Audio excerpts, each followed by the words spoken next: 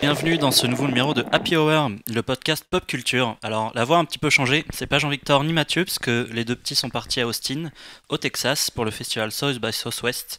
Donc, c'est moi, Alex, qui m'y colle. Et donc, aujourd'hui, du coup, on n'a pas un ni deux, mais on a trois invités. On a Romain, qui est graphiste chez Illumination MacGuff sur Moche et Méchant 3. Bonjour. On a Clément, qui est un habitué du forum et qui était là au podcast de Noël. Salut. Et on a Fred, qu'on peut écouter sur Radio VL et qu'on peut lire sur les chroniques de Cliffhanger. Salut. Et évidemment, comme d'habitude, le chef est là, Marc est ici. Salut. Alors, on va commencer tout de suite. On va rentrer dans le vif du sujet avec un sujet cinéma. Fred, je te laisse la parole. Présenter le film. Alors, on va parler du Serpent aux mille coupures. C'est le nouveau film d'Éric Valette qui sortira le 5 avril prochain.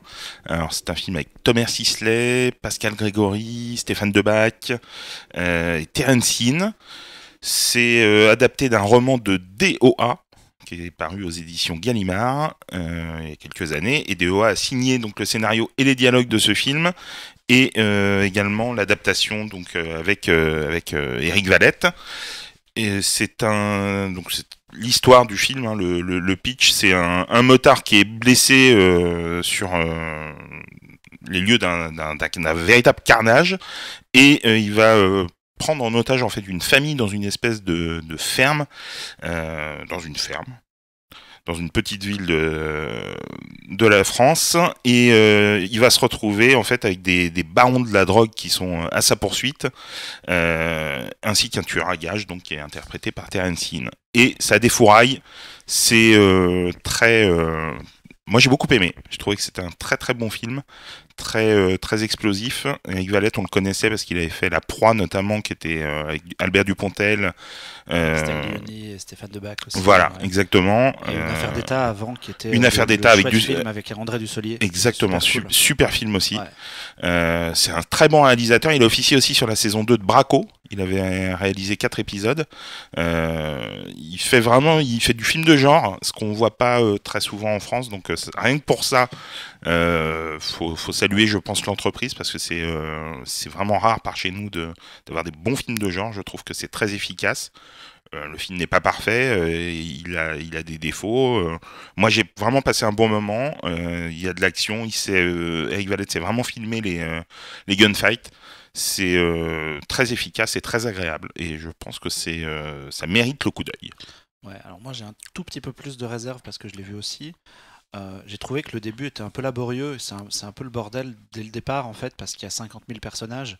Il y a effectivement Thomas Sisley qui joue le preneur d'otages, qui se retrouve au milieu de trafiquants qui l'abat d'ailleurs de manière assez brutale. Il y a un tir dans un genou qui explose. Ah ouais. J'ai fait what sur mon siège, mais ah ouais, c'était assez impressionnant. Et en fait, à partir de là, il y a donc les otages, il y a les barons de la drogue et le tueur asiatique qui lui en veulent. On rajoute aussi une espèce de surcouche parce que la famille qui est prise en otage, le monsieur qui tient l'exploitation, le monsieur est noir, et tous les fermiers aux alentours sont racistes et veulent un peu sa peau parce qu'il est noir, quoi. Voilà. Et du coup, il y a une espèce de convergence qui va arriver pour que tout le monde aille vers cette ferme. Mais moi, j'ai trouvé que le début, c'était quand même super pénible. Entre le flic français, le flic espagnol, les gens qui débarquent d'Amérique latine, l'asiatique qui est à moitié américain, mais un peu... Enfin, c'est... Allemand aussi. Allemand, enfin, il y a tout un tripoté de personnages qui font que on passe assez en plus de l'un à l'autre. Enfin, moi, le début, j'ai vraiment eu du mal. Après, comme tu dis, voilà, dans la deuxième partie, dès que ça reprend et dès que l'étau se resserre et que tout le monde se dirige un peu vers la ferme, ça prend. Mais moi, le début, je suis vraiment resté en dehors, et ça me surprend un peu de Valette parce que je trouvais que ces deux précédents films étaient méga carrés, et là, je trouve c'est un peu le foutoir quand même sur la première partie. Je te rejoins sur, en tout cas, ce qui se passe dans la ferme. Les scènes de prise d'otage du départ sont un petit peu longuettes pour arriver vraiment à de l'action pure et dure. Après, moi, le reste, les autres longueurs que tu as notées m'ont pas personnellement dérangé. Mais je peux comprendre que voilà que Tu tu aies penses plus pas de que réserve. le récit aurait mérité d'être simplifié, au moins vers, je sais pas, de virer Il y a trop de personnages, ça, une oui, des factions, quoi. oui. Peut-être virer les otages, par exemple, parce que finalement, ils apportent pas grand-chose à cette histoire. En fait, je pense que oui, les otages, à la limite, on peut comprendre. Bon, on va pas spoiler, mais on peut comprendre pour la suite du film. Ouais. Après, c'est non, plutôt même si je trouve le personnage plutôt pas mal. Un personnage qui me semble un peu inutile, ce serait plutôt le personnage du flic colombien. Ouais. Qui apporte pas grand chose. Qui apporte pas grand-chose. Ouais. Même si l'acteur est très bien, et voilà. Mais à part ça, voilà, c'est pas. Moi, j'ai trouvé ça vraiment pas mal, et c'est quand même vraiment rare de voir des bons films de genre en France. Ouais, là, je te rejoins carrément. Il n'y a pas beaucoup de potentiel. Il n'y a pas beaucoup de réalisateurs déjà qui font du polar en France. Non, voilà. Il y en a encore moins au cinéma. Oui. Il y en a encore moins qui ont de la gueule. Mm. Donc du coup, les mecs qui font ça, ils sont 3-4 sur, on peut les compter quasiment sur le doigt d'une main, Valette, Marshall et ouais. quelques-uns en plus. Donc du coup, effectivement, c'est un film qui mérite d'être vu au moins pour ça. Après, voilà, moi j'ai des petites réserves sur le démarrage, mais bon, c'est pas. C'est efficace quand même. C'est efficace, ouais, c'est efficace. Puis c'est vrai que ce coup de feu dans le genou, Dans le genou, ouais, la manière dont ça éclate et l'effet spéciaux qui a l'air d'être réel en plus, c'est du beau taf, ouais. Ouais, non, c'est pas mal. Est-ce qu'on peut dire que c'est un film qui raconte des histoires? Toi, tu cherches Je une cherche espèce la de transition un peu pourrie sur le sujet d'après. parce qu'on a déjà terminé le sujet cinéma, et là, on va parler des histoires fantastiques. Ah oui, c'est pour moi. C'est pour toi. On commence un gros volet série avec les histoires fantastiques. Qu'est-ce que tu peux nous en dire? Parce que j'en ai jamais entendu parler. Sans déconner, les histoires fantastiques de Steven Spielberg, tu n'as jamais entendu parler. Je suis trop jeune. Je compte au moins sur Fred pour me soutenir. Ouais, là-dessus, on va parce que essayer. sinon, on va pas en sortir. Tu connais, toi, Romain? Non, pas du tout. Bon, alors je vais m'y coller. Toi, de toute façon, Clément, t'es trop jeune, donc je fais pas. Non, mais j'ai juste vu le DVD à la Fnac avec le visuel de Stranger Things. avec le visuel de Voilà. Stranger Things. C'est ça. en fait. L'opportunisme pas tenté quoi. Mais- Alors, C'est même pas caché, quoi. Là, c'est vraiment, ils ont fait. Non, mais c'est assumé, hein, par Ouais, contre, par l'éditeur totalement. L'éditeur l'assume, et puis c'est rigolo parce que, je vais en parler, mais le sujet, enfin Stranger Things a puisé toute son inspiration dans les histoires fantastiques. Donc du coup, quelque part, c'est un peu la boucle qui est bouclée, quoi. Moi, ça me dérange pas trop. Bon, ça Donc, m'intéresse alors. Les histoires fantastiques c'est une série télé qui a été créée par Spielberg en 85, 45 épisodes répartis en 2 saisons qui font une vingtaine de minutes chacun. Et que donc Elephant Film a sorti donc un coffret intégral qui est disponible depuis quelques jours dans les bacs. Et en fait, alors je vais faire du name dropping parce que c'est un petit peu impressionnant la liste de ce truc-là. Sur les 45 épisodes, en ont écrit et réalisé Steven Spielberg, Martin Scorsese, Joe Dante, Robert Zemeckis, Irvin Kershner, Tobe Hooper, Paul Michael Glaser, Danny DeVito, Burt Reynolds, Brad Bird et Richard Matheson. Ah oui, c'est pas Plus dégueu, tout quoi. un tas de gens dont on n'a plus entendu parler trop par la suite, mais il y a quand même tout Rien ça. que pour ça, ça rien que devrait pour ça. titiller la curiosité Ouais, de beaucoup voilà, d'auditeurs. c'est ça. Et en fait, comme le format est court, tous ces mecs ont été obligés de concentrer un peu leur talent et de permettre quelque chose de. Enfin, c'est devenu un terrain de jeu pour eux au format 20 minutes, quoi. Parce que tout le monde était habitué à faire du 90, à faire des histoires longues, et là, les mecs, ils ont 20 minutes pour caractériser un personnage, raconter une petite histoire qui est forcément à petite échelle, et arriver à s'en sortir. Et il y a des épisodes qui sont vraiment hyper bien. Moi, j'avais. Vas-y, Pardon. Clément. Et est-ce qu'on voit la patte justement si caractéristique de certains réalisateurs dans leur épisode dédié? Ouais.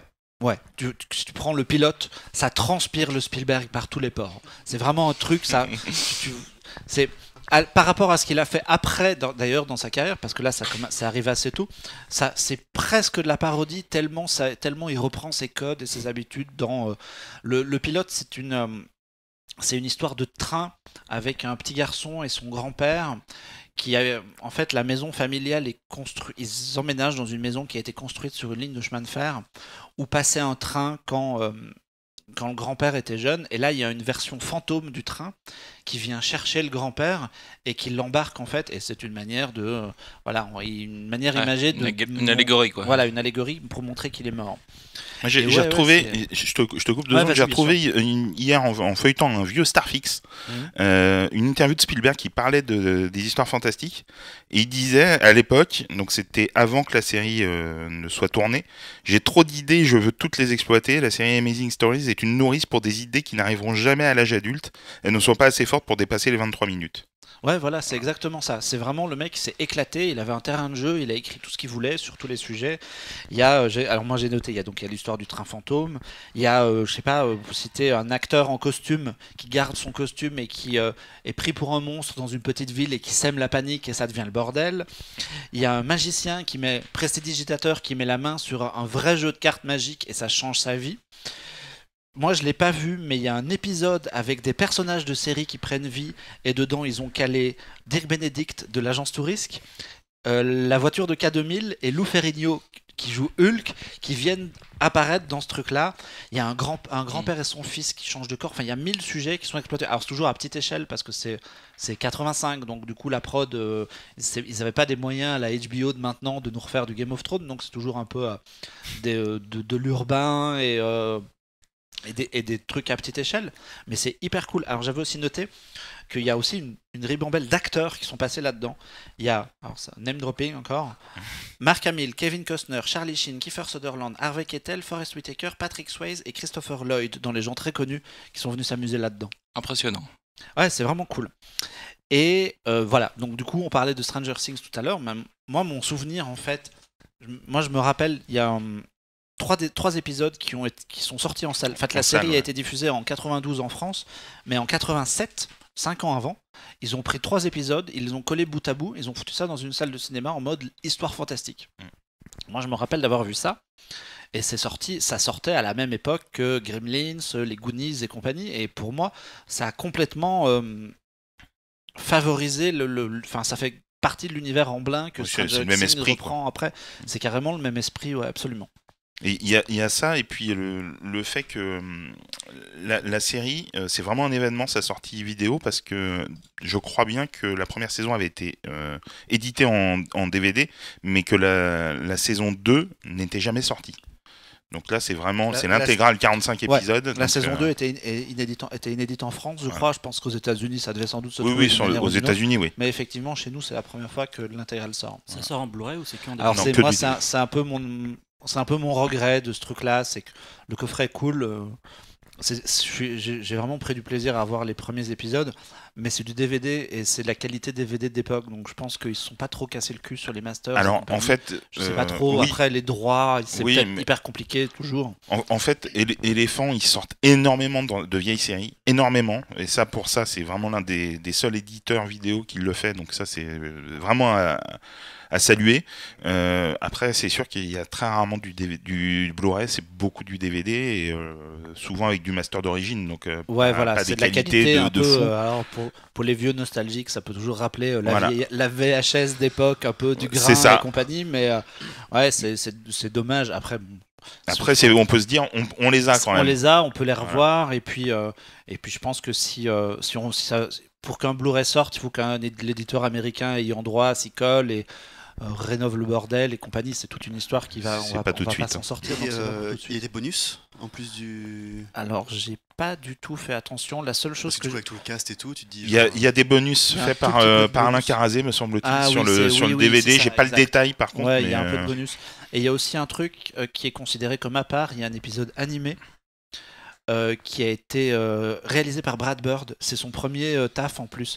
C'est le premier Brad Bird et ça a donné une série spin-off de ça qui s'appelle Family Dog. Je sais pas si ça parle à des gens ici. Ils ont fait une dizaine d'épisodes avec un chien qui ressemble un peu à ce chien au nez. Je mime un nez pointu alors que c'est pas très intéressant en podcast, mais je mime quand même un nez pointu.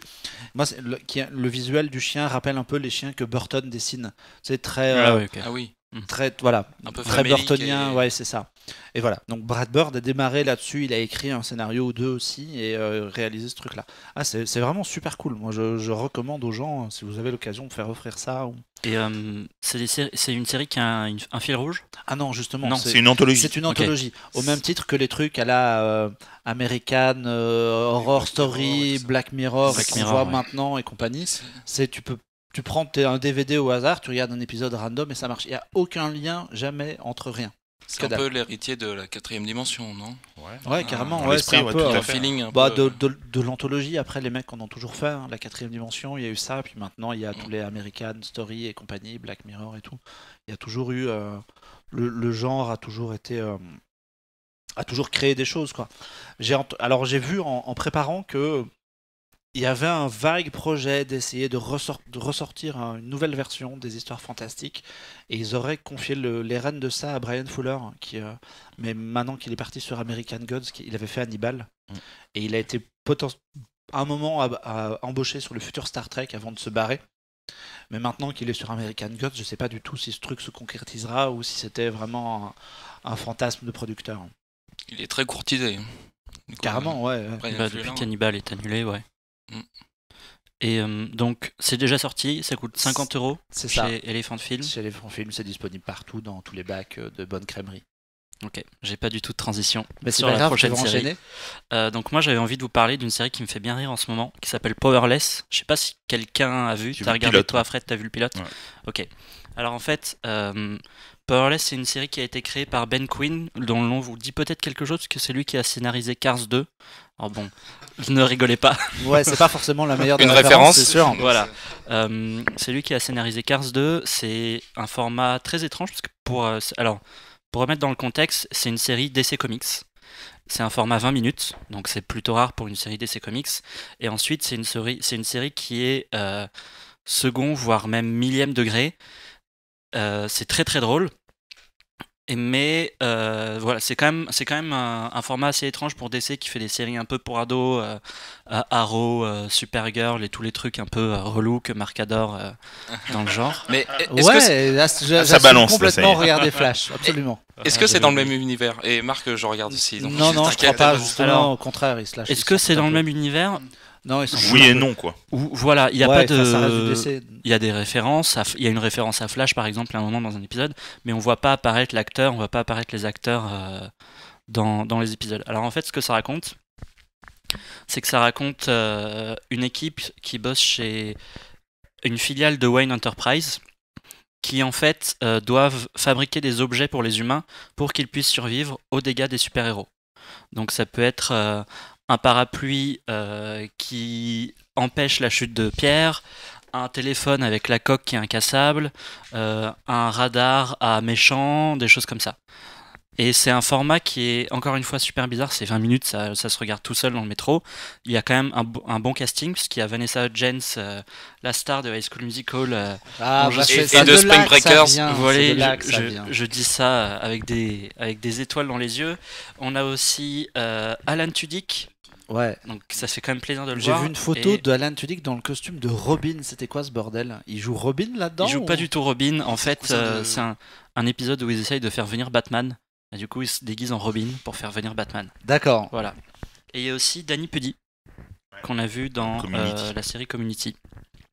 Moi, c'est une série, bon, c'est pas non plus le truc de l'année, hein, mais ça me fait plutôt bien marrer, et ça me fait aussi bien marrer de voir que DC sort un peu des sentiers battus, en tout cas des leurs, pour proposer un truc qui est vraiment extrêmement millième degré. C'est très pop, c'est très coloré, les effets spéciaux sont pas toujours hyper bien faits, mais complètement assumés. Il y a du fond vert partout, les méchants sont un petit peu ringards, et moi, c'est vraiment quelque chose qui m'a beaucoup plu. Je trouve que ça passe tranquille. Je sais pas toi ce que t'en as pensé. Alors, j'ai vu le pilote, j'ai trouvé ça amusant. Vanessa Hudgens est vraiment elle est fraîche, donc ça passe bien. Je souris après, niaisement. voilà. Après en termes d'humour, enfin, je trouve qu'ils n'exploitent pas assez les possibilités qu'un tel univers leur offre. Je pense que ça pourrait être 1000 fois plus drôle, 1000 fois plus référencé. Après, j'ai vu que le premier épisode, donc c'est peut-être difficile de juger, mais C'est pas aussi référencé que Lego Batman, on va dire. Non, c'est Ah loin, non, c'est beaucoup loin moins. d'être aussi référencé que Lego Batman. Ça va un peu mieux. Ça va Par la un peu suite. mieux par la suite. D'ailleurs, ça se moque aussi de l'univers des super-héros, puisqu'à un moment, il y a les habitants de. Où est-ce qu'ils habitent, Aquaman? L'Atlantis. Atlantis, Ouais, ouais, Atlantis. sous l'océan. Il y a Comme la petite sirène, c'est pareil. visiblement les présidents de l'Atlantis ou les fils du président de l'Atlantis qui arrivent et ils sont genre un peu hyper coincés. Ils rigolent pas trop. À un moment, ils disent je vous ai fait du thon, et ils disent ah super, le thon, un animal féerique, on le protège à fond et tout. Voilà, c'est le genre de truc un peu rigolo, plutôt sympathique. Moi, je regarde ça. Honnêtement, j'ai arrêté de regarder 24 Je sais pas si Dont toi on a ça parlé dans un continue. précédent podcast parce que ça commence à devenir une série compliquée. Ouais. T'as continué? Non, j'ai arrêté. Non, j'ai arrêté. Et du coup, bon, ça remplace doucement. Ça a fait mes trajets de métro. C'est autre chose, hein, quand même. Oui, Ah bah oui. c'est un petit peu plus intelligent, finalement. Ça me fait mes trajets de métro et c'est plutôt sympa. Ouais, j'ai trouvé ça agréable. Sur le premier épisode, ça passe vite. Mais bon, après, je me relèverai pas la nuit pour regarder quand même. Mais tu as le droit de regarder ça pendant tes trajets de métro. Je ne me lève pas la nuit non plus, mais bon, je trouve ça quand même agréable que DC propose un truc Oui, c'est autre que, chose.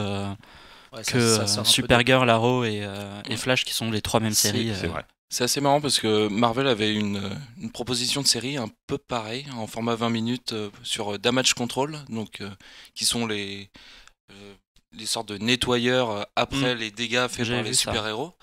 Et DC leur a un peu Je damé crois le pion, donc ouais. pour une fois. C'est un peu le même principe. Ouais, c'est bien. Et du coup, Damage Control, c'est un truc qui se fera pas, d'après ce que tu avais entendu dire. Oui, il y avait que des intentions, mais finalement Ouais, pas quand encore. Powerless est passé par là, c'est mort. Peut-être pas, mais je pense que Bah, déjà- oui. Ou alors peut-être que Marvel n'a pas assez encore peut-être de recul sur leur univers, je pense. Ils ont pas assez détruit de choses, donc. Ouais, Patiente. je pense qu'on peut trouver quand même. Mais je trouve ça plus intéressant par exemple qu'un Agents of Shield. Ouais, c'est pas la même chose. Ouais, c'est vrai c'est qu'il y a pas- c'est pas après. C'est plus décalé là, quand même. Voilà. C'est plus décalé, mais Ça se veut sérieux quand même, Agent of oui, Shield, mais dans quelque part. l'univers dans lequel évolue, c'est un peu genre des gens J'ai bien lambda. dit quelque part. Hein. J'entends les ricanements à côté, mais je viens préciser quelque part. Agents of Shield, c'est un peu des gens sans super pouvoir qui évoluent dans un monde de super héros. Donc ça se recoule un petit peu. Donc voilà, vous pouvez le regarder, c'est quand même plutôt rigolo. Et Ouais, puis ça voir fait Vanessa sympathique. Hudgens et Alan Tudyk qui fait le con H24, c'est quand même très très drôle. Je n'ai On toujours encha- pas de transition, Mais donc je pense on peut qu'on va enchaîner. abandonner cette histoire de faire Ouais. des transitions. Tu veux qu'on parle de quoi maintenant? On n'avait pas prévu de parler de Riverdale. C'est pour ma pomme. Bah du coup bah si, il y a un très bon enchaînement à faire. C'est Greg Berlanti qui est producteur sur des séries Arrow, Flash, Legends of Tomorrow et Putain. Supergirl. Bravo. Qui produit également via sa boîte de production Riverdale, dont je vais parler. Riverdale qui est dispo sur Netflix avec au rythme d'un épisode par semaine, contrairement aux autres séries où c'est un peu compliqué les autres séries super-héroïnes qui produisent, c'est un peu compliqué de les choper en VOD. C'est un peu partagé sur les chaînes et Netflix récupère ce qu'il peut. Alors Riverdale, en fait, alors le showrunner, c'est Roberto Aguirre Sacasa, si je prononce correctement, et donc Greg Berlanti à la prod. Et c'est basé non pas sur du DC, mais sur des personnages créés par un éditeur qui s'appelle Archie Comics. Archie Comics, en fait, c'est un éditeur, qui a créé un univers dans lequel évoluent tout un tas de personnages adolescents, dans des lycées, etc. Visuellement, graphiquement, moi, ça me rappelle Scooby-Doo. C'est hyper coloré, avec des personnages caricaturaux. Et voilà, dans les publications, au départ, c'est parti du personnage d'Archie et de sa bande qui sont au cœur de la série. Et en BD, ils ont fait des spin-offs sur certains personnages. Et il y a d'autres choses qui parleront peut-être aux gens qui écoutent. Il y a Josie et les Pussycats qui avait donné un film dans les années 90 qui est basé là-dessus et qui apparaît dans la série. Et Sabrina l'apprentie sorcière fait également partie de l'univers Archie Comics et ça a donné la fameuse série qu'on a vue dans les années 90-2000 avec Melissa Joan Hart. Il y avait même un dessin animé aussi sur Archie. Il y a eu un dessin animé sur Archie et compagnie, ouais. je crois. Un truc Archie comme et ça. compagnie. Voilà. Et donc maintenant, ils ont tenté un truc live que moi je trouve super cool en fait. Ils ont trouvé un espèce d'équilibre assez juste entre le côté coloré de la BD qui est repris un peu visuellement. Le personnage est méga roux. Il s'est coloré les cheveux en quasiment merci. orange pour Alexandre à côté, c'est rien. Il est vraiment Archie, le héros, il est vraiment très roux. Les personnages sont très archétypaux à la limite de la caricature.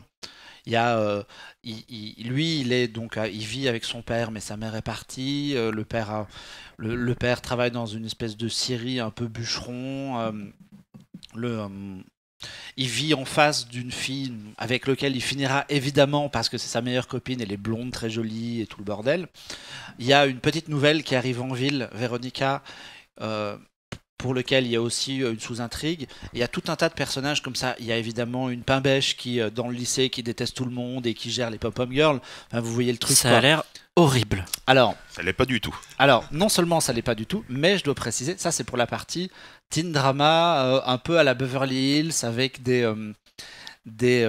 sous-intrigues, des histoires de couple. Lui, Archie, il est beau, il joue de la guitare, il a une carrière de footballeur professionnel assurée. Mais- Enfin, tu vois, mais il y a un meurtre. Et en fait, la série, en parallèle de ça, en parallèle de ce truc un peu caricatural, bascule dans une ambiance un peu à la Twin Peaks. Et c'est qui fait vraiment d'ailleurs penser à... Tu t'emballes là, moi je t'es plus parti Ah, non. sur Desperate Housewives. Ah non, quoi. non, c'est carrément... C'est assumé même. C'est hein, très Twin Peaks. assumé. L'ambiance de la ville qui est très montagnarde, dans les Rocheuses aux États-Unis, des flics. Le panneau. Le panneau, des La ville dès le bleus. départ. C'est vraiment. Donc, c'est un espèce d'équilibre un peu précaire parfois entre Beverly Hills et Twin Peaks. Ça a l'air d'être dit comme ça a l'air d'être un peu chelou, mais c'est vraiment cool en fait. Ils parviennent à foutre des personnages hyper attachants, ils parviennent à faire chaque sous-intrigue est pas inintéressante. Moi, il n'y a jamais de truc qui m'a déplu. J'ai vraiment trouvé ça super cool à regarder. Les acteurs sont plutôt bons. C'est tous des petits jeunes qui débutent ou presque, pour la plupart. Enfin, en tout cas dans la bande d'ados. Fred, je vois que tu veux dire quelque chose. Ouais, je veux te soutenir. Je vois que ça ricane encore une fois. Ça Là, ricane, ça mais passe c'est pas bien. vraiment hein. cool. Ouais, c'est Ouais, vraiment c'est super cool. On se Et prend vite au jeu des intrigues et du complètement, drama je autour des trouve justement personnages. que ça prend tous les poncifs des teen dramas et que ça les transcende. C'est ça. Et ça, c'est vraiment intéressant pour le coup. Parce qu'au départ, on peut se dire, mais c'est quoi ce... C'est nul, on a déjà vu ça 10 000 fois. Mais en fait, ça tord un peu tout ce qu'on a déjà vu.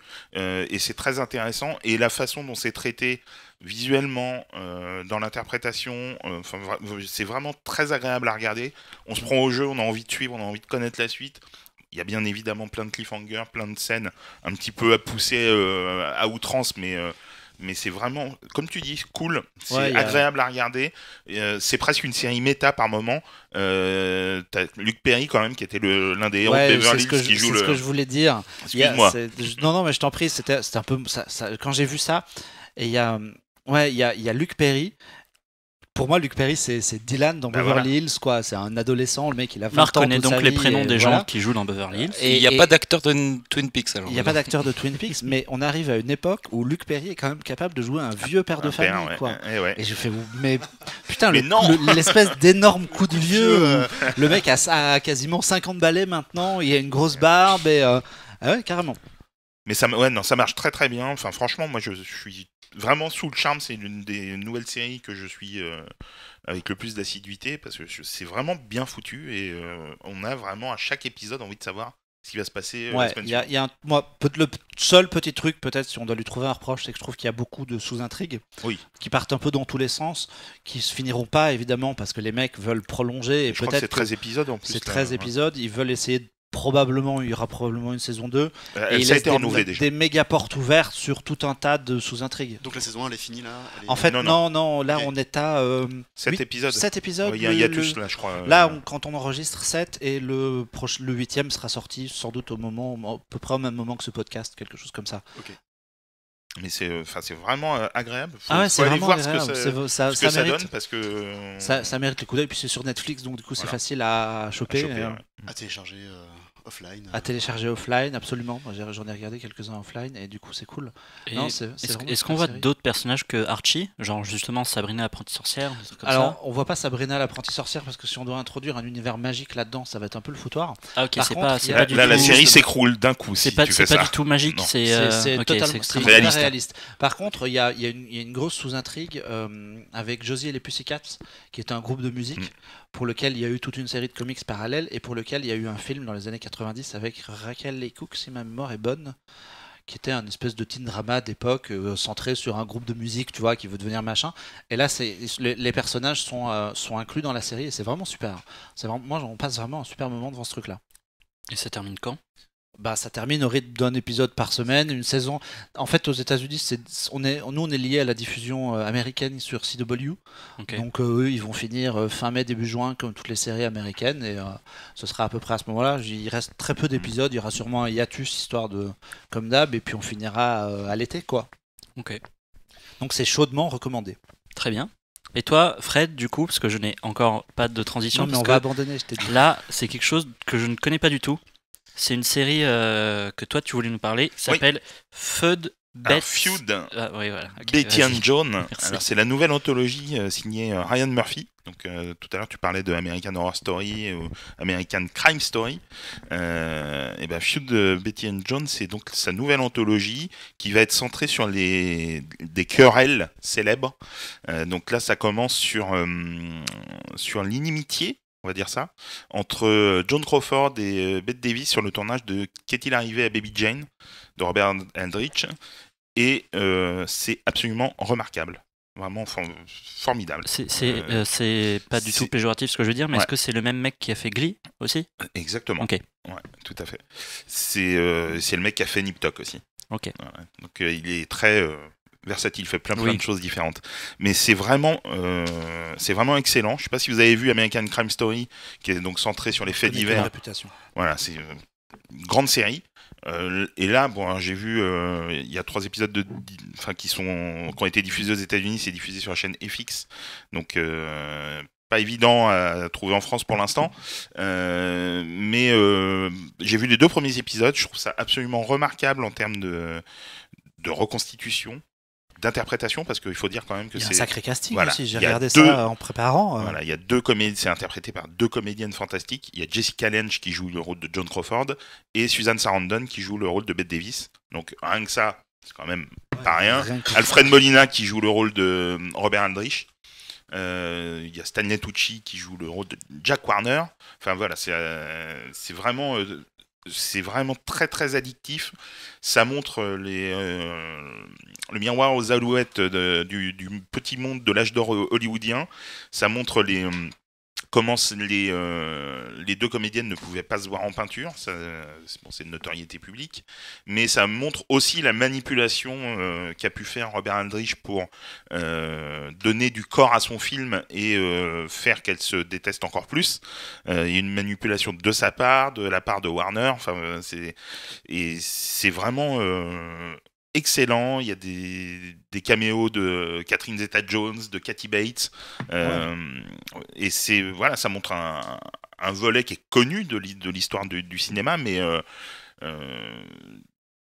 dans le détail, après, je ne sais pas si tout est vrai ou s'il y a une part de romancé, mais enfin, c'est vraiment Ouais, passionnant. c'est ce que j'allais demander. C'est Ouais. plus dans le making-of ou c'est vraiment romancé en mode on s'en fout un peu de comment ça s'est passé, on raconte notre délire. Alors, tout paraît réaliste et vrai. Après, je ne sais pas si tout s'est déroulé comme ça. J'imagine qu'il y a une part de romancé pour amener de la dramaturgie à la série.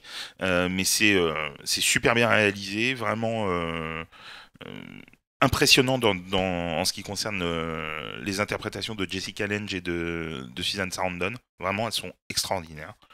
Et moi, j'ai qu'une envie, c'est voir la suite parce que c'est passionnant et les costumes sont top, enfin vraiment extraordinaire. Et donc toute la saison 1 est sur cette histoire-là?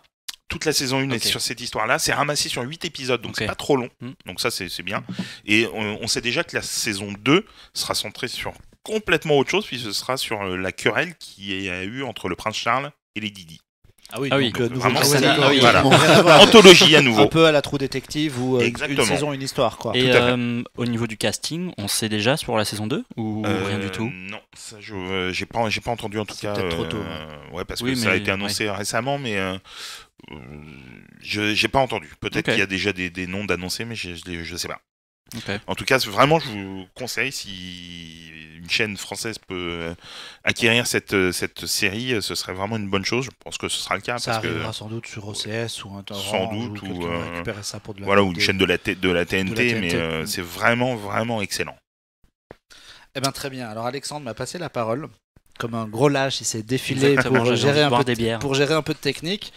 Et on va parler d'un sujet qu'on n'a jamais abordé dans le podcast et que moi je voulais amener à un moment donné de cette émission et pour le 11e numéro, c'était un peu l'occasion.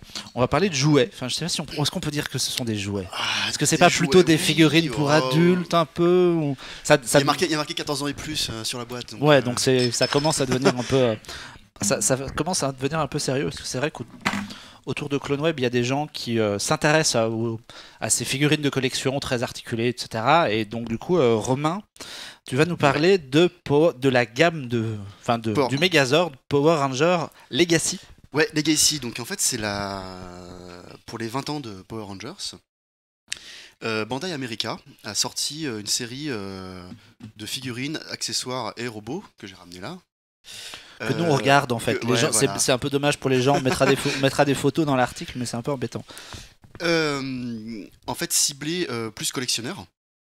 Donc avec des morceaux en métal, enfin des parties du mecha en métal, avec le minimum d'autocollants possible. Il y en a quand même un petit peu, mais quand il y en a, ils sont métallisés.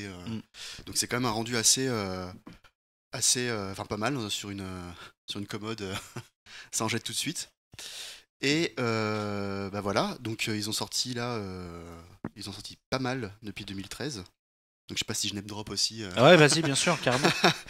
Donc on a le Megazord original, on a le Dragonzord, on a le Titanos, l'espèce de Brachiosaure. Voilà, on a aussi tout ce qui est celui qui vient du film aussi, avec le Falconzord aussi. Donc tout ça, voilà, pareil, métal, donc très collectionneur. Bon, ils sont mieux. Donc c'est des rééditions. Enfin, c'est pas des rééditions, ils ont refait en fait. Je veux dire le modeling des originaux. Ouais. C'est pas les mêmes. Ils sont mieux proportionnés, les nouveaux. Et voilà, donc c'est pas donné. Qu'est-ce que ça coûte en prix normal dans un magasin si on pouvait encore en trouver? Alors si vous pouvez encore en 200 trouver. balles. Alors un Megazord, non, c'est 70 €. D'accord. Un Megazord classique. Ouais. Voilà, Dragonzord 70 €. Après, quand on va voir le truc comme le Brachiosaur, ça commence à taper dans les 150. Ouais. Mais maintenant, le Titanos, il est plus disponible. Ils l'ont pas réédité. Ouais. Donc ça pète à 500. C'est l'eBay. Voilà, c'est c'est de la l'eBay, revente. La course à l'enchère. La course à l'enchère, et puis même pas sur le bon coin, parce qu'ils ont sorti vraiment.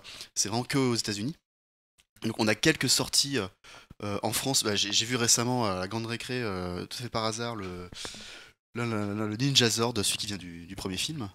Vraiment au pif, mais 99 € quoi. Donc voilà. Ouais, ça fait partie de tous ces jouets un peu luxueux, comme on fait aussi de la figurine et compagnie, ou du Transformers, qui ça reste du jouet parce que c'est plutôt du plastique et c'est quand même destiné à être joué, mais en réalité c'est pas vraiment destiné aux enfants, ne fût-ce que parce que le budget est impossible quoi. C'est le budget, puis en plus c'est lourd. Hein.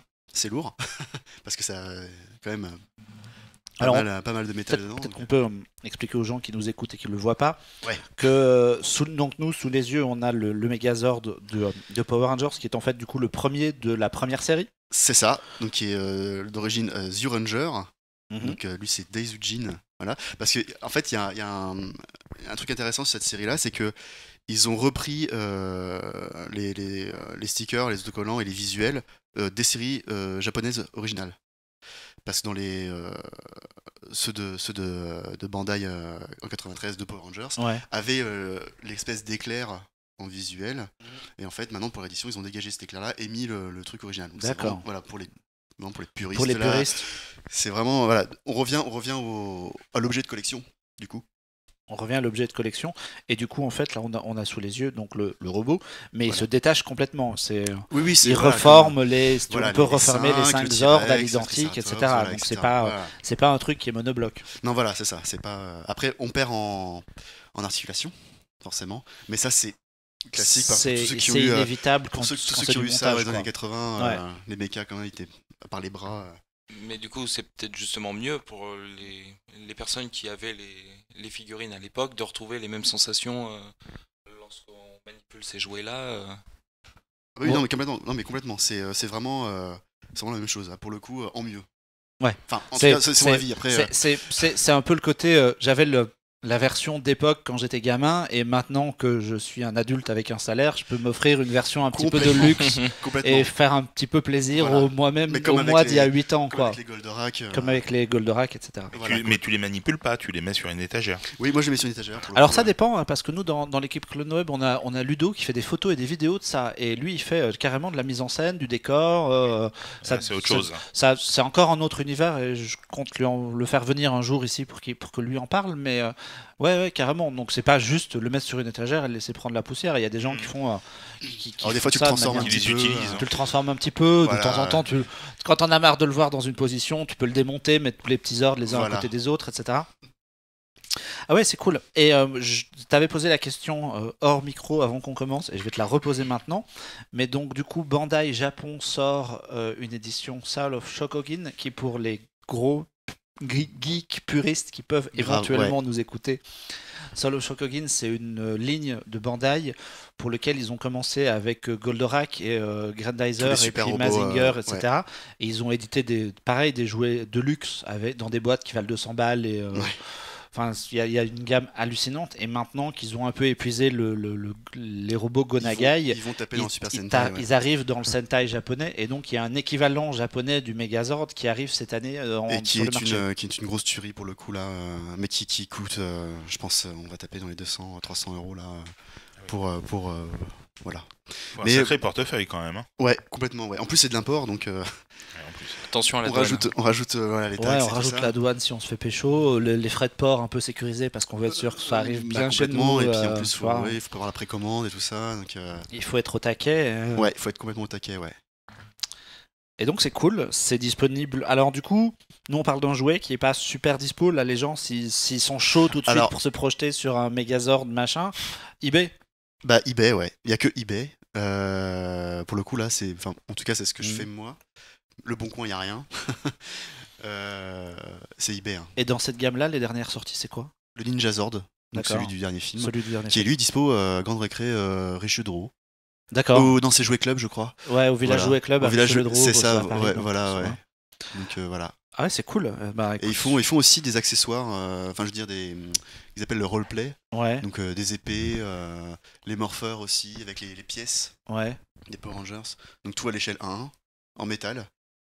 Et là aussi, hein, c'est pas vraiment du jouet, ça. Là aussi, Non, ça là, devient pour un le petit coup, peu pour ouais, du cosplayer et compagnie. Ouais, voilà, complètement. Ouais, un ouais. peu, C'est- un peu c'est- comme Bandai a sorti au Japon la réplique exacte. Alors c'est Oui, de, Je vois ce de l'épée d'Ixor, ouais.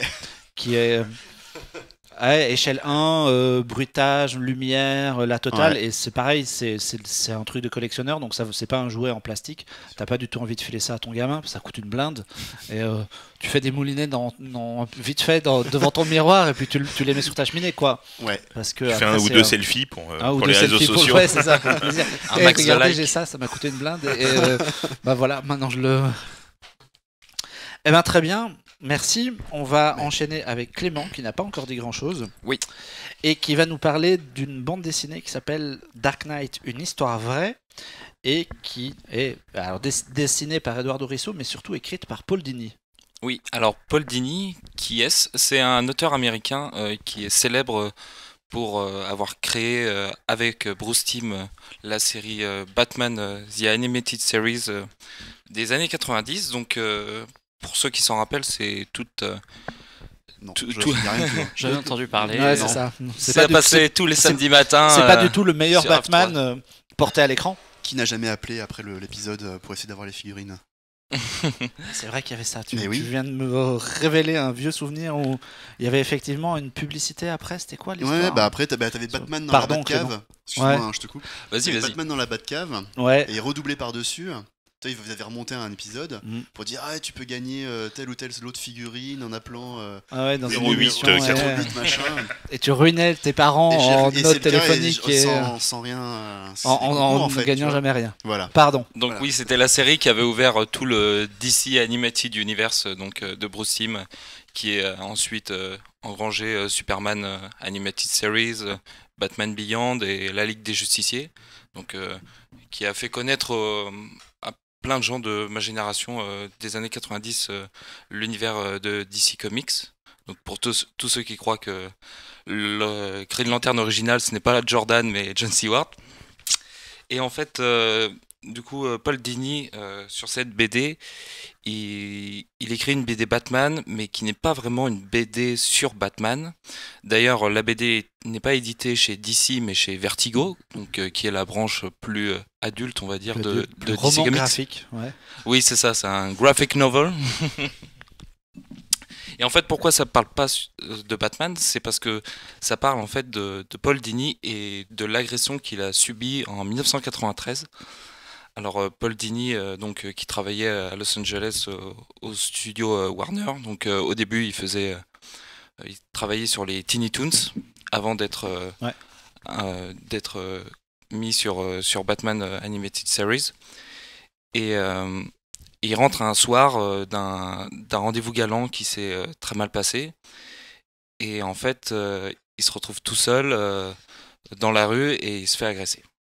Ah ouais, donc Et le mec il sort il se prend un râteau et en plus il se fait agresser sur le Soirée Très- merde. Très mauvaise soirée. Ah ouais, très mauvaise soirée. En fait, ce qui est super aussi intéressant avec cette BD, c'est que ça parle pas juste de l'agression, mais ça parle aussi beaucoup de Bruce Timm, donc qui se raconte lui-même parce que on le voit dans la BD montrer les cases, montrer toute sa vie et suivant les différentes étapes de sa vie, c'est dessiné avec un dessin assez différent. Donc ça fait très dessin enfantin quand il repart dans son enfance, puis ensuite le dessin évolue. Donc il y a un vrai bon travail d'Eduardo Risso, donc le dessinateur sur cette BD. Et en fait, ça parle aussi beaucoup de son enfance, de ses échecs amoureux, de ce qu'il voulait lui faire professionnellement avec Batman et l'univers DC, et qui, je pense, a réussi. Et en fait, lorsqu'il revient sur son agression, il le fait à travers le prisme des personnages de Batman, et en particulier le personnage lui-même de Bruce Wayne, qui vient lui pas le réconforter, mais lui dire après l'agression, t'aurais dû te battre, tu aurais dû prévoir le coup, ne pas, enfin toutes les choses impossibles qu'on voit, Et après. qu'on se dit après et qu'on voit dans les BD ou dans les séries et qui n'arrivent jamais dans la vraie vie en fait. Mais c'est vachement méta alors, ou est-ce qu'il prend justement du recul pour raconter une histoire un peu inspirée de faits réels? Ah non, c'est complètement méta. Il n'y a pas d'histoire de Batman dans cette histoire. C'est D'accord. une autobiographie sur un moment de sa vie. Et l'autre personnage qui le hante, c'est le Joker. Alors en fait, Paul Dini, quand il était auteur sur la série Batman, son personnage de prédilection, c'était le Joker. C'est-à-dire que, assez bizarrement, il a réinventé le personnage de Batman donc après que Burton soit passé dessus dans ses deux premiers films de la Warner. Mais le personnage qu'il a le plus développé finalement, c'est le Joker. Et le Joker, lui, c'est l'autre côté du spectre humain. C'est celui qui lui dit mais t'en fais pas, ça va aller, bois des bières, regarde des dessins animés. La vie quoi. La vie, ouais. Enfin, il a un peu c'est un peu l'ange et le démon sur les épaules de Paul D'accord. Dini. Ok. Et le Joker, justement, c'est le comportement autodestructeur parce que d'un autre côté, Batman, même s'il lui reproche d'avoir un peu baissé les bras à Paul Dini, il lui dit remonte en selle, tu vas y arriver, concentre-toi sur ta passion, ton travail. Et donc c'est intéressant comment la BD jongle avec ces deux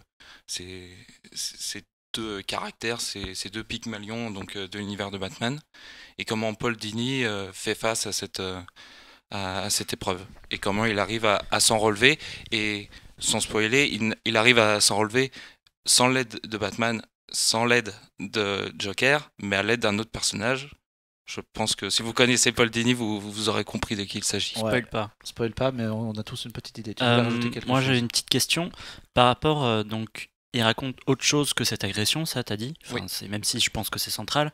Est-ce que dans les autres moments de sa vie, il fait interagir Bruce Wayne et le Joker, ou est-ce qu'on les voit juste au moment de l'agression et ce qui s'ensuit? Alors ils apparaissent vraiment autour de lui, ils se matérialisent vraiment qu'après l'agression. Ok. Sinon, on les voit juste dans des écrans de télé ou Mm. ou dans des BD qu'il a Ok, oui. sur sa table de chevet.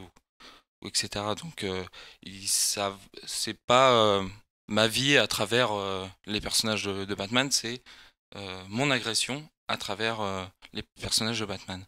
Et il y a d'autres personnages même qui arrivent de façon ponctuelle dans l'histoire après son agression.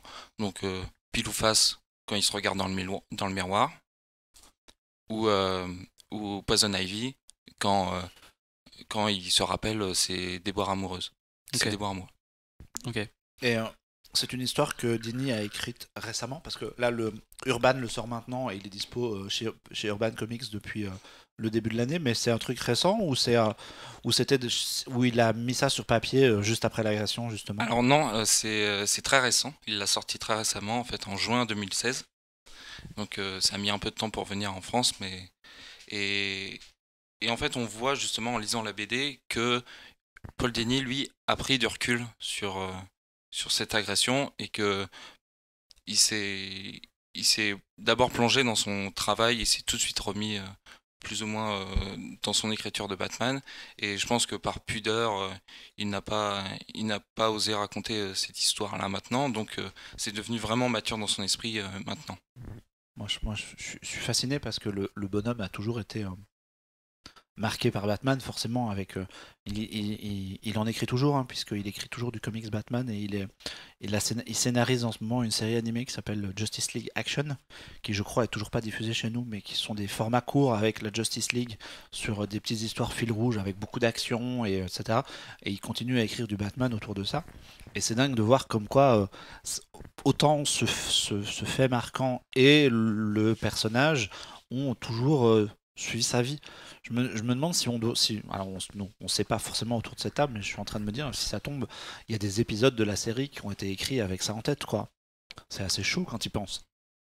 Oui. Et en fait, même plus que des épisodes, ce qui est intéressant dans cette BD, c'est que ça a été. L'agression s'est passée en même temps que le développement du film Batman. Batman, le fantôme masqué. D'accord. Donc il y a toute une histoire, donc sans spoiler, qui reflète le développement du film Batman Fantôme masqué. D'accord. Alors du coup, ça va être un peu compliqué d'enchaîner entre cette BD un peu d'un sujet un peu délicat, un peu compliqué et des trucs joyeux, mais on va quand même tenter le coup en parlant de réalité virtuelle ou de VR. Oui. Puisqu'on avait déjà abordé le sujet dans un précédent podcast où on s'était un peu penché sur voilà, les débuts du casque PlayStation et compagnie et de nos premières expériences. Puis comme on a un artiste à cette table qui dessine et qui fait des tas de petites choses en 3D, c'était un peu l'occasion. Romain. Ouais, alors en fait je vais vous parler de la création en fait en réalité virtuelle, mais dans le casque. Donc avec des outils, alors Tiltbrush par Google, où en fait vous avez vos manettes avec votre casque de réalité virtuelle, vous avez des manettes genre Wiimote, et vous pouvez tracer comme ça des coups de pinceau dans un univers 3D. Et donc faire des modelages, vous pouvez même rajouter des effets spéciaux genre neige, feu, etc. Il y a une vidéo qui traîne où on a Glenn Keane qui dessine la petite sirène en 3D en réalité virtuelle. C'est plus connu, assez impressionnant. Ouais. Et Marvel a fait un truc avec Doctor Strange qui est vraiment cool. D'accord. Je vous conseille d'aller voir aussi. Ils ont demandé à 3 artistes de faire 3 séquences du film, de la réunir dans un seul univers 3D, avec ce logiciel-là. Et là aussi, ils vont faire un truc Wonder Woman. C'est juin, je crois, Wonder Woman qui sort. Ouais. Voilà, donc du coup, il y a plein de trucs à dire là-dessus. Et en même temps, ça va être rapide, ça va être un peu une name dropping parce que c'est très. En fait, c'est encore très, balbutiant. Il y a plein de logiciels qui arrivent là-dessus. Qui sont pas forcément finis, genre beaucoup de bêta. Il y a un logiciel aussi où vous pouvez carrément faire de l'animation en réalité virtuelle directement, c'est d'une manette vous peignez et de l'autre vous avez votre chronomètre quoi, avec toutes les images par seconde. Ah ok. Et donc du coup vous faites un dessin, l'autre manette tac vous cliquez, ça vous met à l'image suivante. Vous refaites votre dessin ou vous clonez machin et tout, et après vous pouvez avoir une animation comme ça en 3D D'accord. Pour que les gens se représentent un peu le truc, donc en fait, t'as un casque sur la tête et tu bouges tes bras dans le vide finalement. Ouais, complètement, C'est ça. ouais. C'est hyper physique pour le coup. C'est hyper physique. Ouais. Et bah oui, parce qu'en plus, bon, j'avais fait une espèce de tigre, lion, machin, etc. Bref. Toi, t'as testé, hein, Ouais, j'ai testé, j'en fais quelques fois, ouais. Après, je vais en revenir, donc comment les voir. Je vais revenir plus tard là-dessus. Mais en gros, oui, à un moment, tu te rends compte c'est comme si tu peignais ton plafond, quoi. C'est-à-dire que j'étais dans mon modèle 3D, dans mon lion, en fait. Et j'étais, voilà, alors là, je fais des grands mouvements de bras et tout. Mais j'étais vraiment en train de peindre, pour peindre le dessus du lion. Je me suis mis dans son ventre et j'ai peint comme ça, tu vois, parce qu'il était assez gros, tu vois, dans l'univers. Ouais, parce qu'en fait, tu modélises en fait ton truc en 3D. Ah, mais en fait, t'es dans une pièce, tu vois, tu peux évoluer comme ça. Ouais, et c'est comme si t'avais une espèce de maquette virtuelle de. Complètement. T'es dans un dessines. cube virtuel et tu peins ce que tu veux là-dedans, quoi. D'accord. Et du coup, On va faire ça avec des bibelots à côté, quoi. Ah non, clairement, ouais. Non, j'ai T'as besoin des d'un connaissances qui espace sont quand faites très même, mal ouais, c'est ça, ouais. là-dessus, pétage dedans et tout, en chutant sur une table basse. Donc, Ah bah ouais, non, ils préviennent avant de bien. Voilà, il y a tout un. Moi, j'ai testé Google Tilt Brush, alors même si je sais pas du tout dessiner, et même en ne sachant pas du tout dessiner, c'est quand même hyper impressionnant. On a vraiment l'impression de rentrer dans son dessin. Moi, j'avais dessiné un cube, quoi, une connerie. Et j'avais dessiné un cube en 3 dimensions et je tournais autour, je pouvais rentrer dedans et tout, c'était vraiment extrêmement impressionnant. Ouais, on peut créer son univers autour de soi. Et quoi. puis en plus de ça, tu peux aussi, c'est pas juste du dessin, c'est que tu peux mettre de la texture, tu peux mettre de la lave, tu peux Voilà, mettre des effets des spéciaux, pierres, pareil, ouais. des effets spéciaux, des choses comme ça. Tu peux changer, voilà, tu peux peindre avec en marqueur, c'est genre ou un grosse peinture à l'huile. Tu peux peindre avec de la lave, quoi. Ouais, tu vois. carrément. Ouais. Mais par exemple, quand tu sais pas dessiner, quel est l'intérêt vraiment? À part l'expérience, une fois, tu le fais une fois, mais après. Bah, c'est de une le autre manière. refaire. C'est une autre manière de dessiner. Moi, je suis pas un excellent dessinateur, et c'est vrai qu'avec ça, le fait de me rendre compte d'être en univers et de le voir comme ça en 3D, Mhm. ça, bah, la perspective déjà, bon, bah, je sais, c'est un truc en moins à faire, quoi. D'accord. Et c'est tellement, bah, quand t'as fait ton cube, t'as pu joindre les coins du cube Ouais. facilement. Ouais. C'est vraiment, comment dire, très, c'est très jouable. C'est peut-être plus C'est intuitif. C'est intuitif. C'est ce voilà, que j'allais merci. dire, c'est peut-être plus instinctif de dessiner de la 3D en l'air en fait, alors que quand tu traces un cube sur Ouais, à une main feuille de levée, papier, comme ça. c'est toujours un peu étrange parce que C'est autre ton chose, truc c'est est ça. à plat en fait. C'est Là, tu peux vraiment laisser aller ton imagination. complètement. Ouais. En plus, tu peux très bien faire des mandalas, des trucs comme ça. Ouais, tu peux faire des trucs assez ouf. Alors, Ouais. moi, je me rappelle de la vidéo dont tu parlais, là, de Glenkin et de la petite sirène. C'était un peu étrange parce que lui, il dessine en 2D. C'est quelqu'un qui fait Ouais. de l'animation traditionnelle à plat. Et du coup, il dessine son personnage en 2D, mais qui est en même temps en relief. Et je pense que s'il tourne autour, ça doit devenir tout bizarre, en fait. Oui, ça fait un espèce de tout plat. Oui, ça doit être. C'est Ouais, tout ça plat, devient ouais, c'est décalé, ça. ouais. Oui. Mais c'est après à toi de le gérer. Tu peux très bien aussi essayer de faire que ton modèle soit Soit en 3 dimensions, vraiment, voilà. Après, il y a Tiltbrush, donc ça où tu traces, voilà, tes traits. Mais t'as des trucs comme chez Oculus, t'as Medium, où c'est carrément, bah t'as comme une patate, c'est de la pâte à modeler en fait, mais en réalité virtuelle. C'est que tu peux faire ton perso, voilà, et tu peux même carrément l'imprimer en 3D après. Et tu peux faire ta figurine. Ils ont une librairie moi qui suis fan de jouets, j'adore ça. Ils ont une librairie d'articulation. D'accord. C'est-à-dire qu'en fait, tu fais un avant-bras, Ouais. tu fais l'épaule, Tu machin et ajoutes une tout. articulation Et hop, toute faite. dans la Ouais. librairie, tu vas la faire toute faite, tu les joins, et hop, t'imprimes, et t'as ton perso après. Ah oui, donc parce que moi je visualisais un espèce de logiciel dessin un peu à la con, tu vois, tout simple, mais il faut penser ça moderne. Puis c'est ludique. C'est ludique, tu vois. compagnie, donc Ouais. c'est Photoshop appliqué à la VR, donc du coup j'imagine qu'il doit y avoir des possibilités infinies dans ces Ouais, logiciels. mais quoi. et puis en plus, c'est quand même moins. C'est plus facile d'intégrer ce genre de logiciel que Photoshop. Ouais. Voilà. Non, enfin, Ouais, je puis dis- c'est plus c'est intuitif. plus. Voilà, c'est plus. C'est vraiment fait pour, quoi. Et est-ce que, parce que là tu parles de matos quand même qui est super dédié. Enfin, Ouais, un complètement. Oculus, Ah oui, mais, c'est la niche grave. Bah, c'est le Far West. sur PlayStation, c'est pas possible.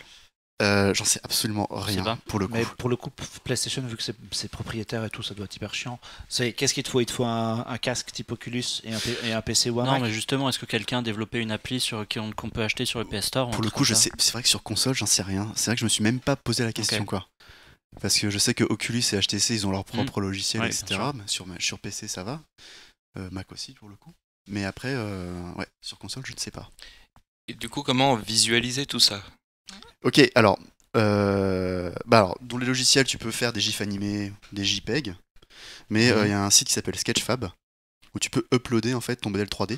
Donc en fait, Sketchfab, c'est un agrégateur de contenu 3D.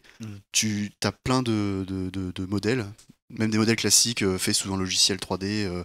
Tu prends ton modèle 3D, tu l'uploads sur ce site-là et tout le monde peut le voir sur son mobile.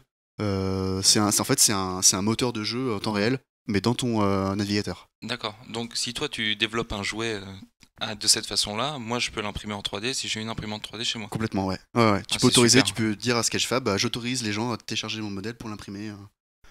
Voilà. Et donc du coup, Tiltbrush, tu peux faire tu peux rajouter des couches de compositing, pour ajuster les couleurs, etc. Dans Sketchfab. On peut faire un Megazord alors sans aller sur eBay? Ça existe. Ça existe. Si tu es le premier à le faire, tu peux te faire beaucoup d'argent, je pense.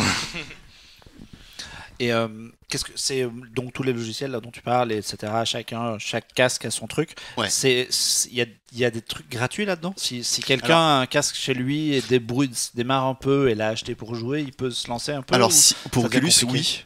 Oculus, il fournit avec les manettes d'Oculus, sont fournies avec Quill, D'accord. qui est un logiciel de peinture comme. Enfin, c'est pas exactement la même chose. Je vais pas rentrer dans les détails techniques peut-être, mais Quill est gratuit et je vous conseille d'aller voir le travail de Goro Fujita, qui est un artiste donc chez Oculus Studio qui bosse pratiquement que sur Quill.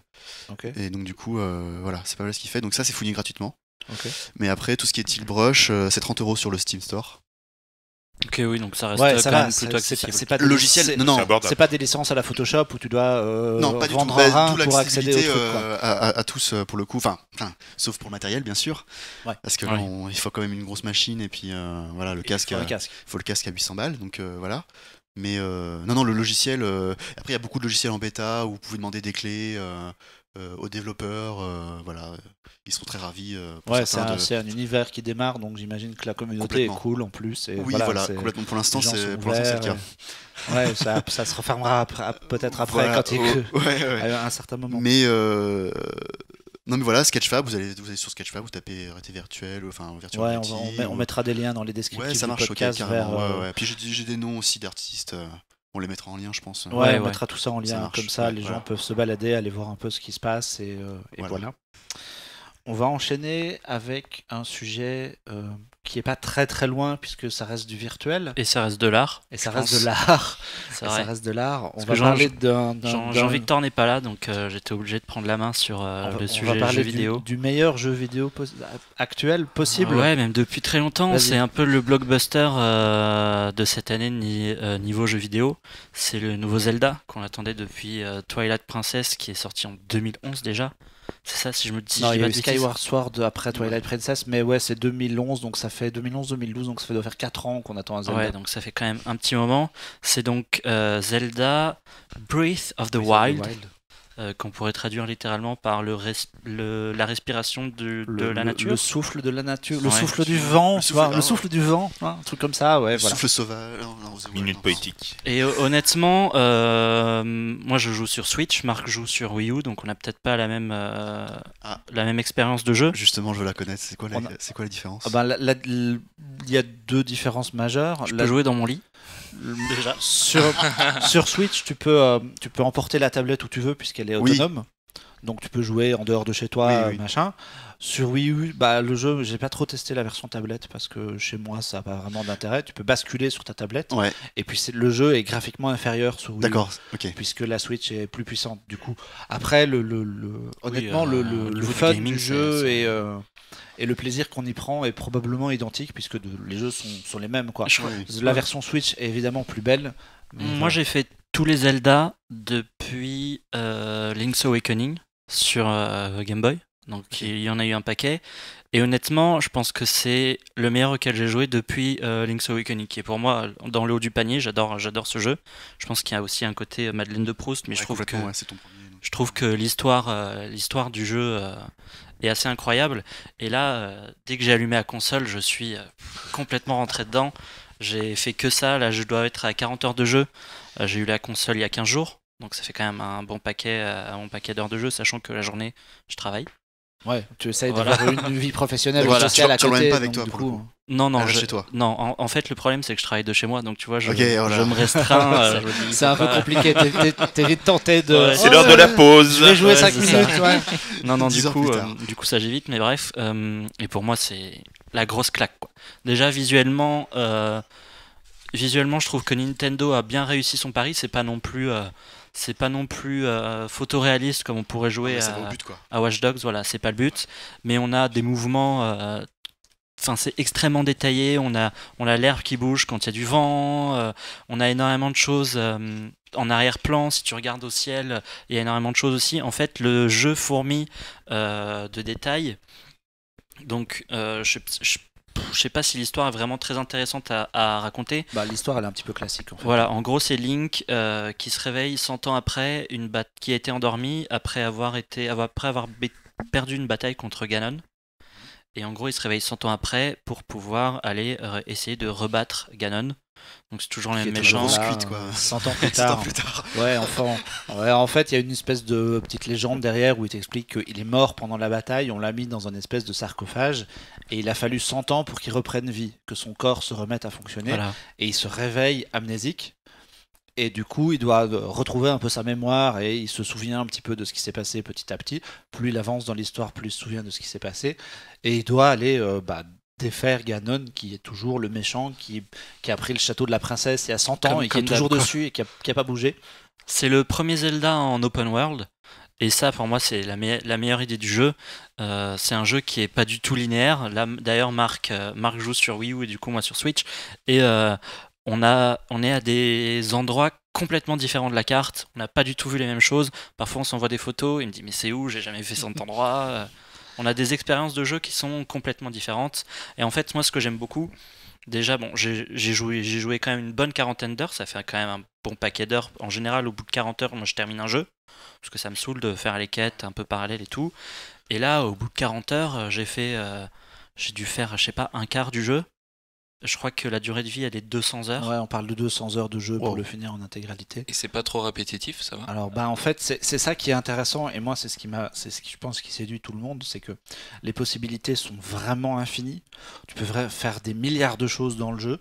Tu peux Et cuisiner des l'univers pommes, est- tu peux Du crafting, tu peux tout cuisiner ça. des Ouais, plats, tu peux faire de la luge, tu peux faire de l'escalade, Et tu peux tout, aussi tuer des tout gens. est utile, tout est attrayant, parce que tout est joli, tout est beau, tout est bien fait.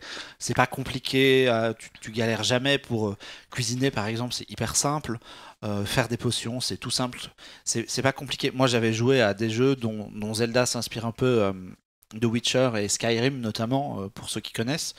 Et les univers sont un peu dans le même esprit, mais tu as toujours une limite à ce que tu peux faire. Et puis tu as toujours des trucs hyper chiants. Dans Skyrim, essaye de comprendre, en ouvrant le jeu, comment faire une potion. C'est imbitable. Tu as 1000 menus dans tous les sens. Là, tout est fluide. Tout est tout le temps fluide.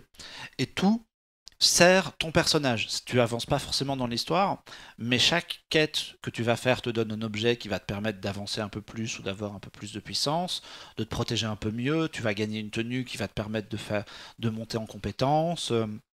Et les possibilités sont hyper vastes, et la mythologie qui a été créée est superbe. Et moi, je joue depuis évidemment très longtemps. C'est le premier jeu où on en discute vraiment entre nous, entre joueurs, comme on se raconterait, je sais pas, comme si on avait vu le dernier Game of Thrones tous ensemble, et que on se spoil, et tu fais attention si tu l'as vu, machin.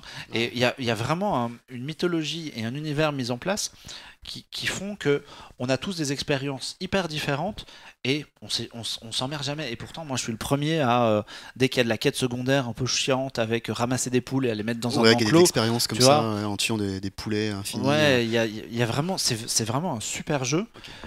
Le monde est ouvert intégralement, mais de manière bien pensée, donc tu peux pas accéder à tout maintenant.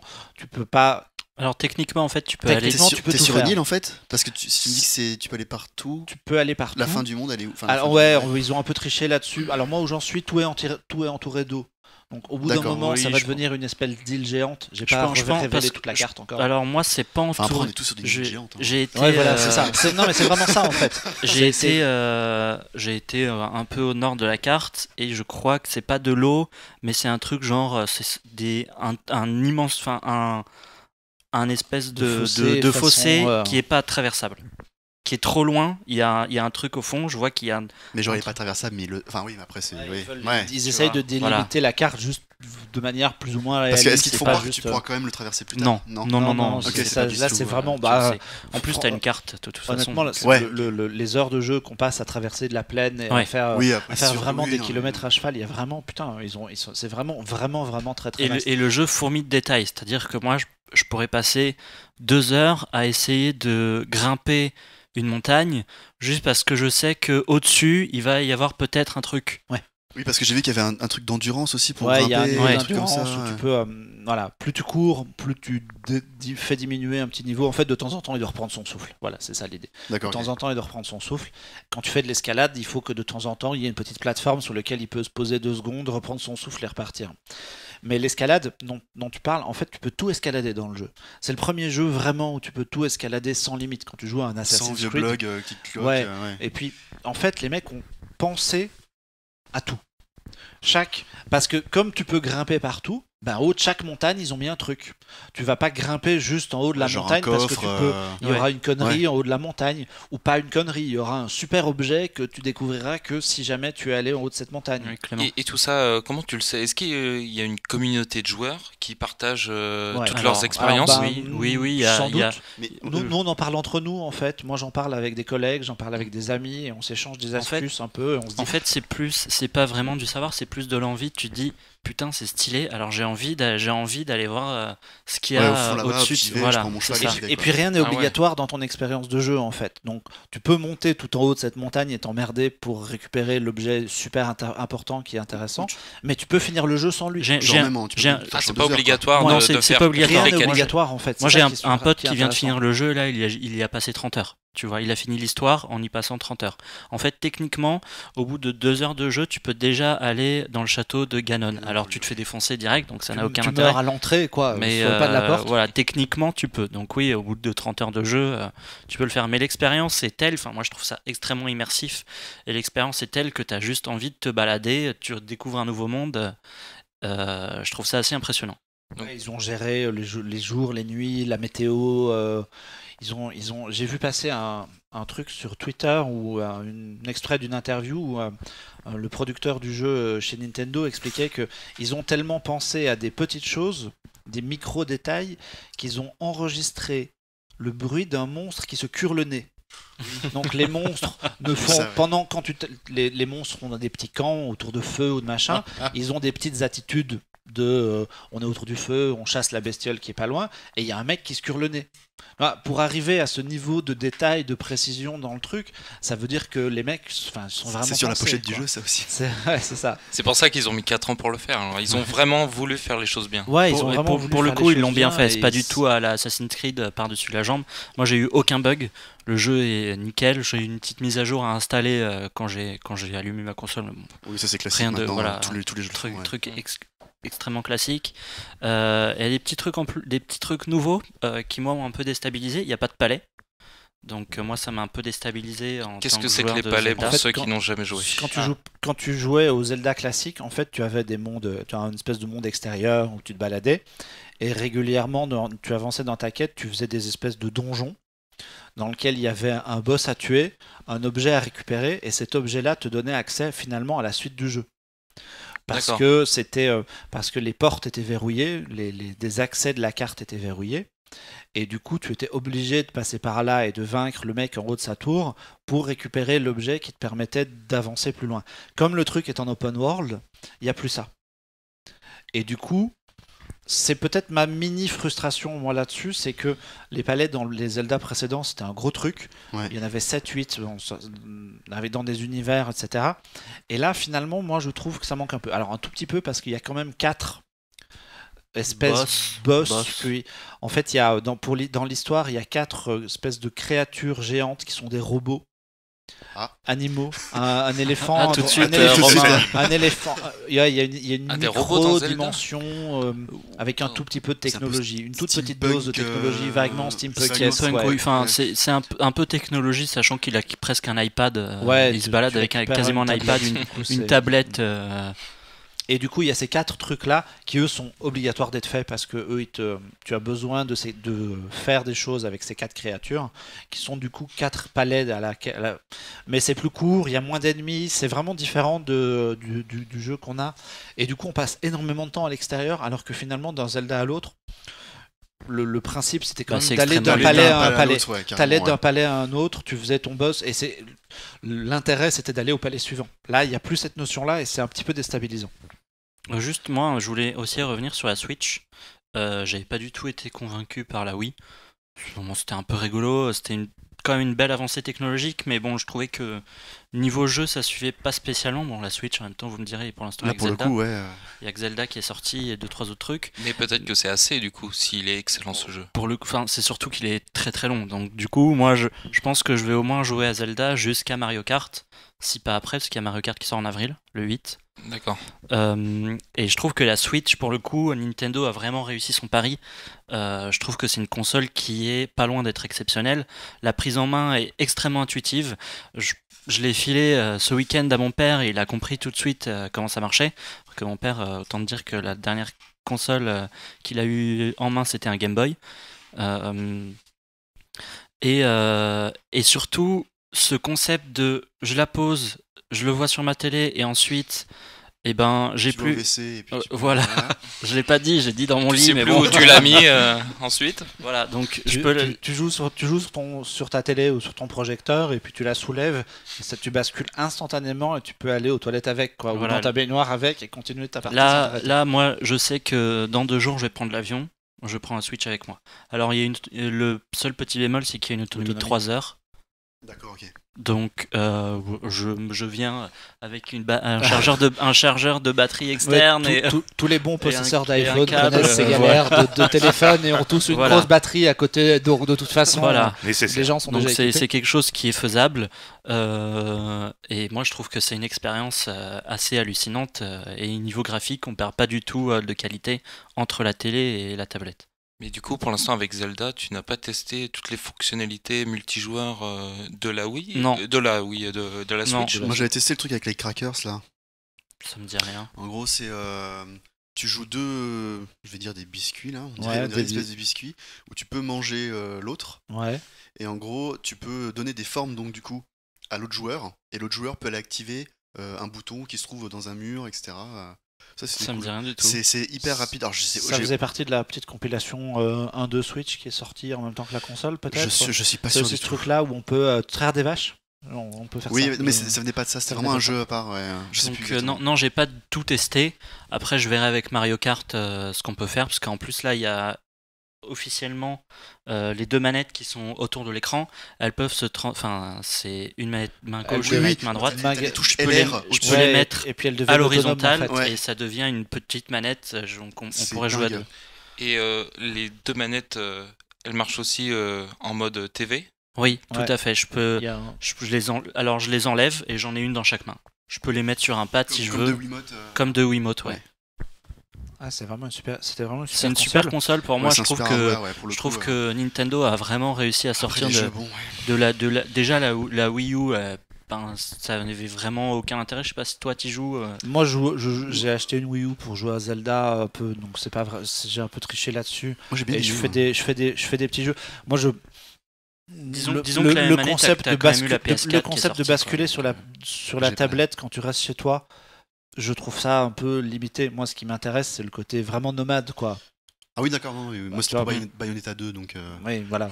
Pour moi, T'es après, pour exclu. des petites choses, voilà. Moi, je suis après sur la Coûte Wii U, combien la j'étais console Euh, 300, c'est 300. 300 €, non? Je crois que c'est Un ouais, peu elle plus. se trouve entre Ouais. 300 et 350 euros Donc- la console sans rien Bon. et Zelda à prix plein c'est 65 euros. donc pour une nouvelle console, on va dire, je crois que la PS4 doit être à ce prix-là maintenant. Ouais, si tu veux te Ils sont lancer, dans c'est- ces alentours-là. Si Ils les sont gens alignés. si les gens veulent se lancer, c'est un petit 400 balles pour démarrer. Et pour le coup, c'est une vraie console qui est familiale. Vous pourrez faire jouer Par contre, les vos jeux sont enfants. hyper chers, non? J'ai entendu dire. Enfin, j'ai des potes qui se sont plaints de ça. Alors moi j'ai vu sur le eShop, Hyper cher. Zelda était à 49 €. Ouais, c'est 50-60 balles. Enfin, c'est un jeu. C'est C'est un jeu. c'est un tarif tu vois, PlayStation. Je où, trouve pas ça excessif.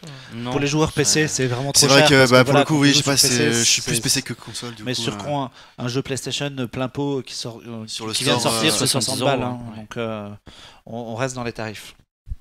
Donc voilà, Zelda Breath of the Wild, qui sera peut-être hyper bien.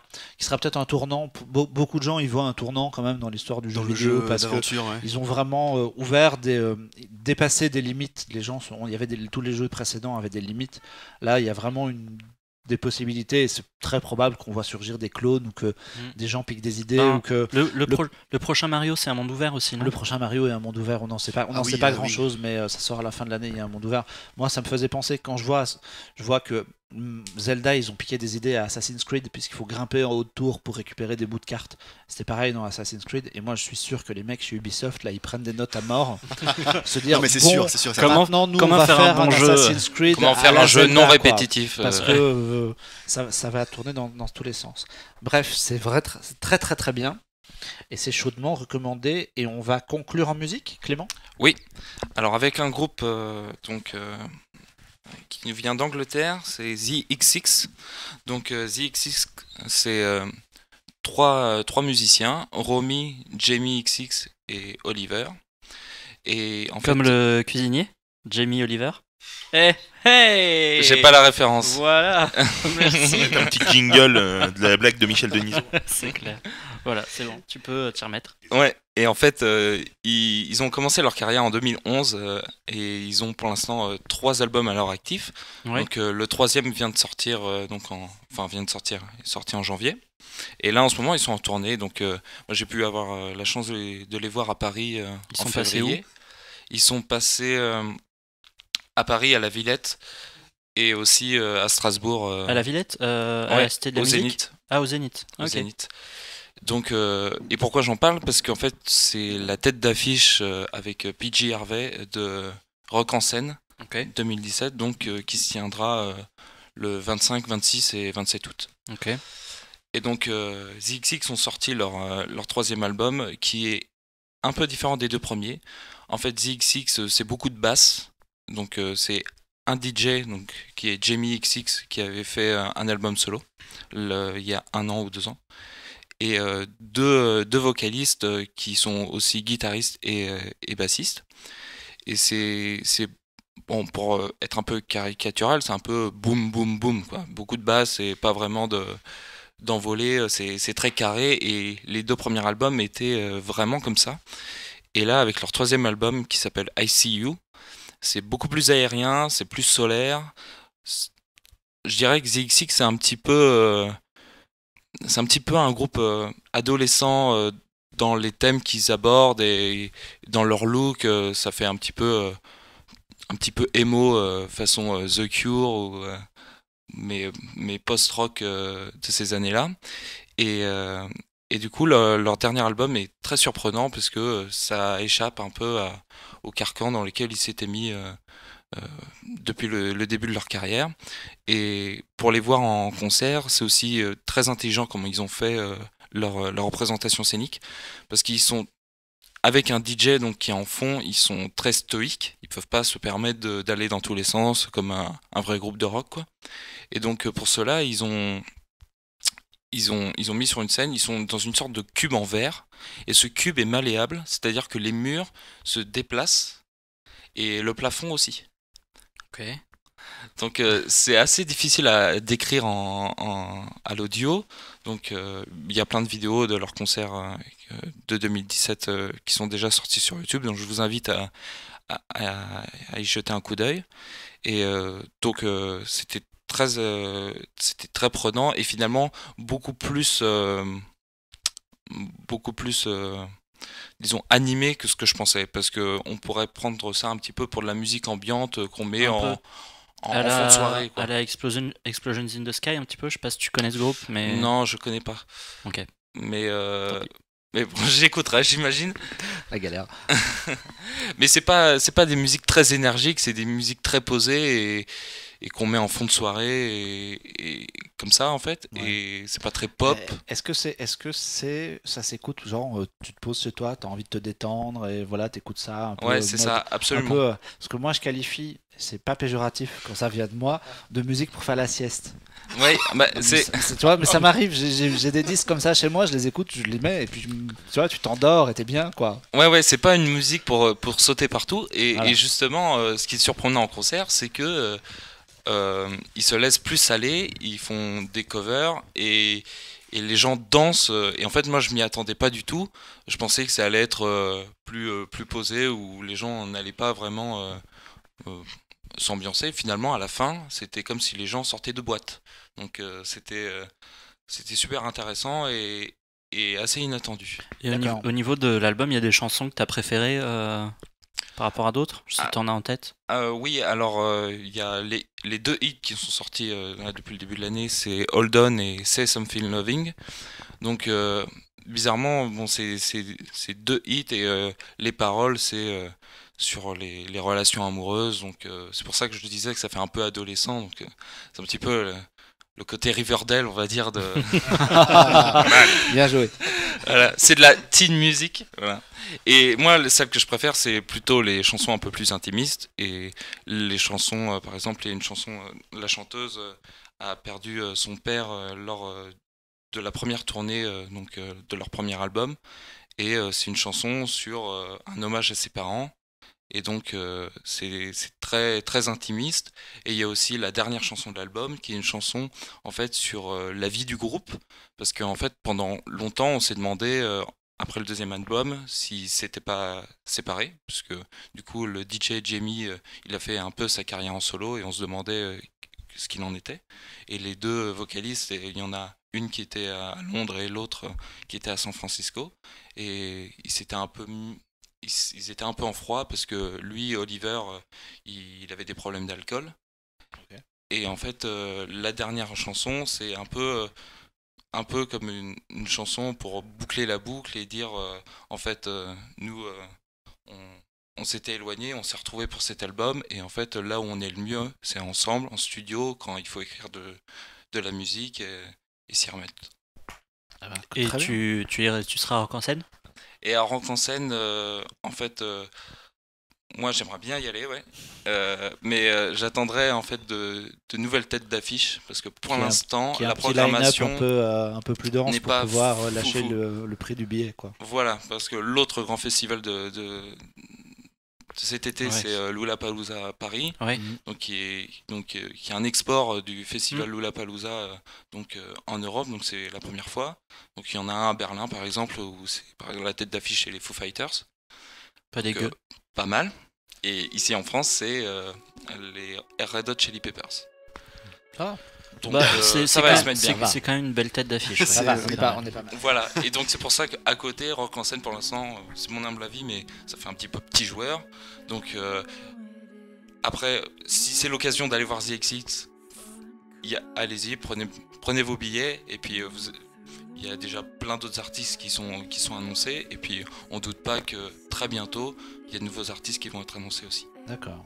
Donc, et l'album ICU est dispo depuis le 13 janvier en numérique, en CD et en vinyle. Et en vinyle, oui, dans une très belle édition, parce que le disque est en miroir transparent, comme le cube dans lequel ils sont en concert. D'accord, ils ont. Ok. Ok. Eh ben, très bien, on arrive à la fin de ce podcast. On va remercier les gens qui nous ont accompagnés. On va aussi saluer les deux zigotos qui s'amusent sur la côte ouest américaine. Qui vont sûrement pendant nous que- écouter qui- sur leur radio. Ouais, qui nous écouteront sur la route 66 au volant Voilà, du c'est décapotable à travers le désert américain. Donc bonjour à Jean-Victor et à Mathieu qu'on retrouvera le mois prochain. Et puis merci à tous, merci Clément qu'on retrouve sur les réseaux sociaux un peu partout, chez nous sur CloneWeb. Merci Fred, Radio VL, les chroniques de Cliffhanger. Et puis merci Romain. Merci. Et bon courage pour la fan prod de Moi Moche et Méchant. Il reste que quelques Merci. semaines. Quelques semaines. Le rush va être joyeux. Puis merci à tous. Et puis on va essayer de caler un tout petit peu de morceaux de XX pour finir. Mais comme Jean-Victor est pas là et que je suis pas très à l'aise avec le mixage son, je vous promets rien. Peut-être que ça va se finir brutalement. Vous verrez ça à l'écoute. Et puis nous, on se retrouve le mois prochain avec d'autres sujets, d'autres invités. Et à très vite. Allez au cinéma, regardez des séries. Achetez des jouets, lisez des BD, exprimez-vous, écoutez de la musique, jouez à Zelda et portez-vous bien. Ciao. Salut. Salut. Salut. And with words unspoken, a silent devotion, I know you know what I mean. And the end is unknown, but I think I'm ready as long as you're